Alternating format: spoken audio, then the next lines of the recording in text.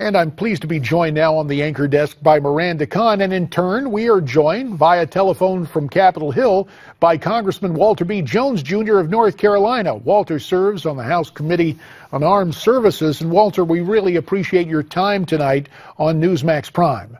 Well, glad to be with you and Miranda, and you're an old friend from many years ago, and I saw you when you were a football star at NC State. Well, now, no reason to engage in hyperbole, Walter.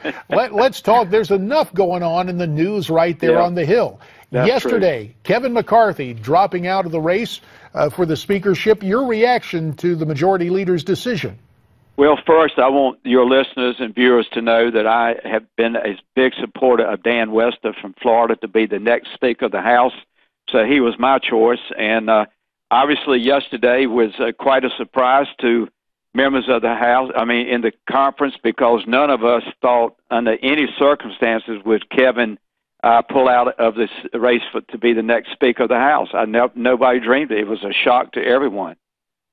Congressman, you wrote a letter urging those running for Speaker to drop out if there were any misdeeds that could possibly embarrass the Republican Party. What prompted you to write this letter? Well, Miranda, J.D. was in the House at the time that Newt Gingrich stepped down as Speaker of the House. That was during the time of the impeachment of Bill Clinton. Shortly after Newt stepped down, the next person that we had nominated to replace him was Bob Livingston from Louisiana, and by God, within 2 days, he stepped down. So that's not necessarily the genesis of this letter that I wrote. The genesis of this letter probably started with that example I gave you of Newt and Bob Livingston. But things have started changing here in Washington over the years, and money now controls just about everything up here, meaning policy and those type of things.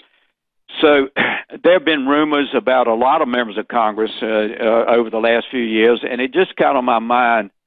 I'm a man who believes that if you have the privilege to serve, you should try to live by ethics. That should be your main goal. Nobody's perfect. Nobody's going to be perfect.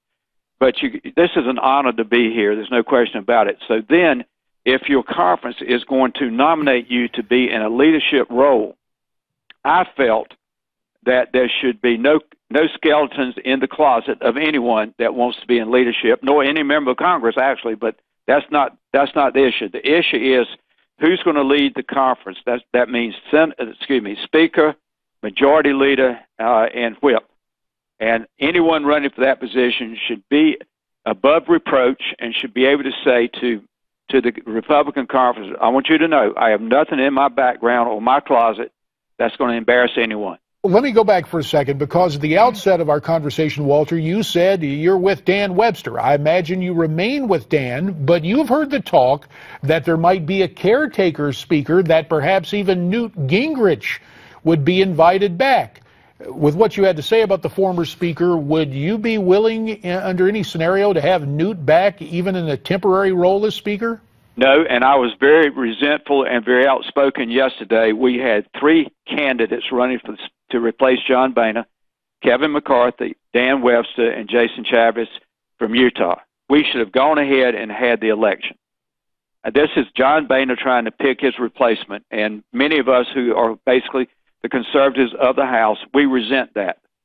We had 2 good candidates that we could have chosen yesterday, one of the 2. And so these are machinations by John Boehner to still keep a hand in the leadership and determine who the next speaker will be. J.D. and Miranda, absolutely. That's my opinion, but also the opinion of some other people, too. Walter B. Jones, as always, sir, we thank you for your time and your comments. Now, we should note that later in this program, we will hear from Congressman Ted Poe of Texas. But up next, what happens in Vegas stays in Vegas. Usually, though not when Donald Trump pays a visit.